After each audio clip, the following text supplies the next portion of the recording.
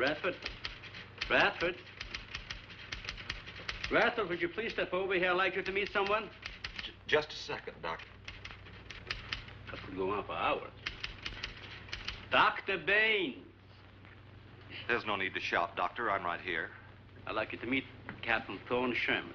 This is my other assistant, Radford Baines. How do you do? 2 new litters since lunch, Doctor. Both support GT116.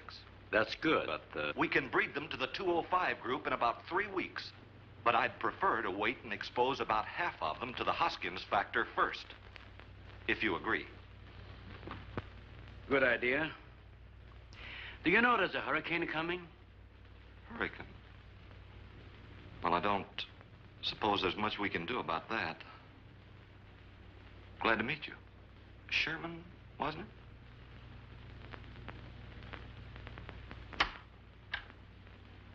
You have to excuse Radford.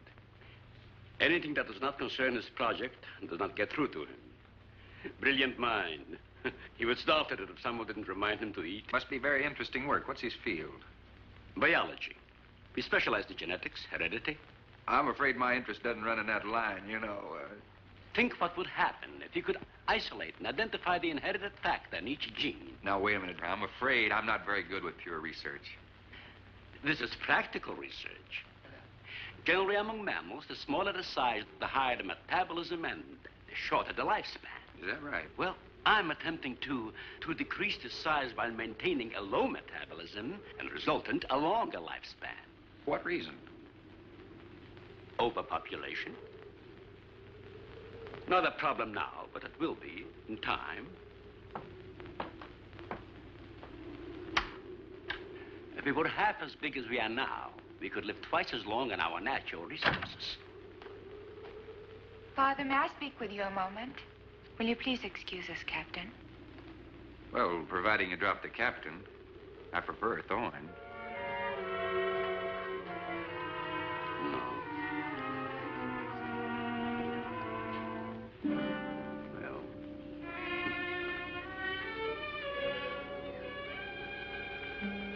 Tell me something, Doctor. Has a hurricane ever hit this island before that you know of? I wouldn't know. You've only been here 9 months, and this place has been unoccupied for years. Well, have you ever been through one? Only the fringes. Well, this one's building up very fast. Pressure drops very quickly in the center. I'd advise you to get some doors and windows open in this place. Ventilators on the roof.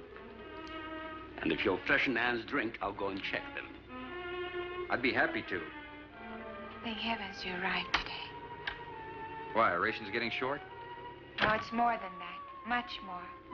We'll surely be able to sail tomorrow, won't we? Possibly. But not probable. Not delayed, anyway. It takes a long time for a sea like that to quiet down. Well, if you're worrying about me, you needn't. I'm a good sailor. Oh, I'm not worried about you. We'll sail when the time's right. Got them opened, all right.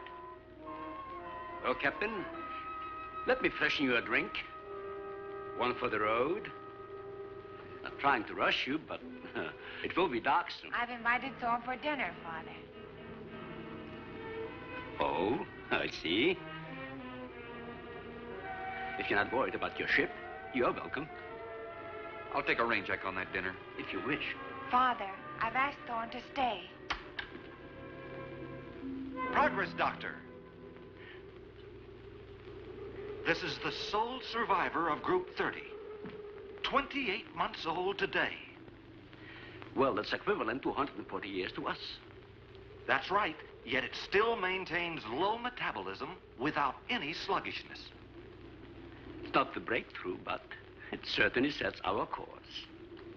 Radford, suspend series 52 through 96, and we'll concentrate on the rest. What is that? It's a Sorex cericidae. Looks like a small rat. Smells like a skunk. They have musk glands in their knees. And these little fellows are our subjects. They have a birth cycle of 10 to 14 days. And using them, we can establish traits. We can trace the progressions through a number of generations over a short period of time. Well, how big do they get? That's an adult. See, the muzzle is longer and thicker than a rat's. It extends over the lower mandible, see? Does he bite? Only when he's hungry. Well, maybe you better take him. He doesn't know me. All he knows is his next meal. He's just been fed. He'll be all right for another 8 hours.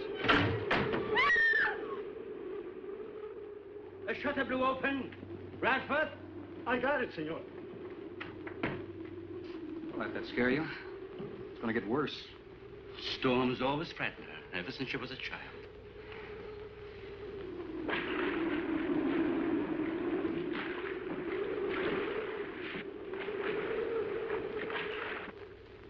They're not climbers. They are digging animals, a lot like the mole. They feed only at night unless they're starving. And when they are hungry enough, they'll tackle anything regardless of size. No kidding. Mm-hmm. If you leave 2 of them in a cage for 12 hours without food, the stronger will eat the weaker. Like cannibals. Precisely. You see, their intense activity requires a tremendous amount of energy. To supply it, they must eat 3 times their own weight in food every 24 hours or starve. Radford, would you please take this? Take it away. Yeah. Some call them bone eaters. When the flesh is gone, they'll eat the bones for marrow. All they'll leave are teeth, horns, I could use another martini. Do you mind? Of course, my dear. I'll get you one.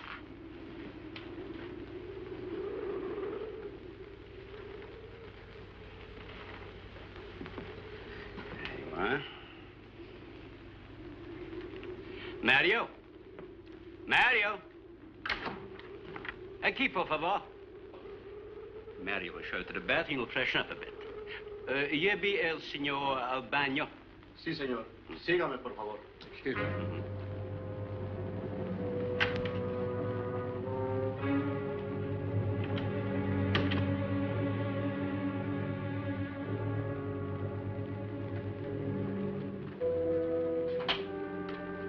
Aquí, señor.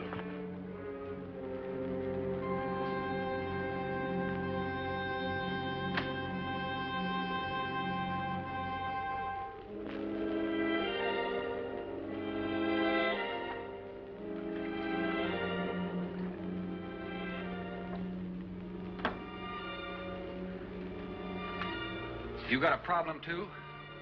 ¿Qué pasó? Nada. Nothing, señor. But you will leave on the ship tomorrow. Well, I think that all depends on the wind and the sea, don't you? Sí. Sí, señor. I don't know. You're joking. I feel the point. I've seen. Well, I'm glad to hear that. Now, if anybody else is concerned about my sailing tomorrow, why, you see they feel the point, too, huh? I don't like to repeat myself. Okay, senor.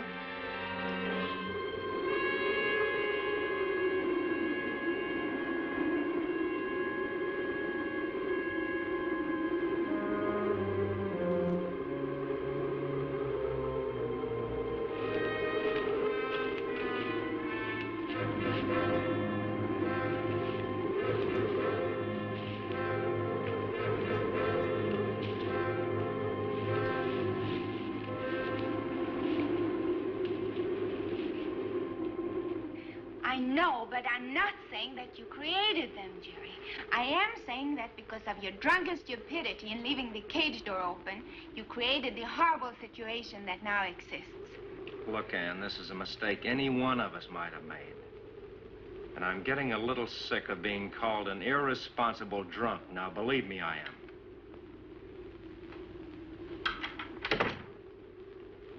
Excuse me.